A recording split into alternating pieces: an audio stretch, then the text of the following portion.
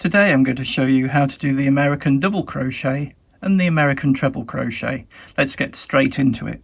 To do the American double crochet, we yarn over, insert the hook into the fourth chain from the hook, and we pull up a loop.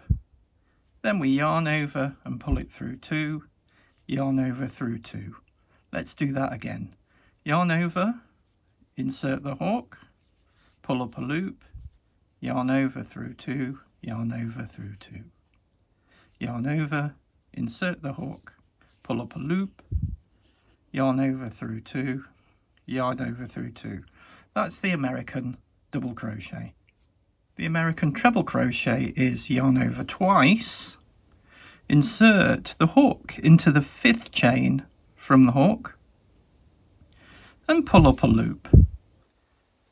Yarn over through two, yarn over through two, yarn over through two, and again, yarn over twice, insert the hook, pull up a loop, yarn over through two, yarn over through two, yarn over through two.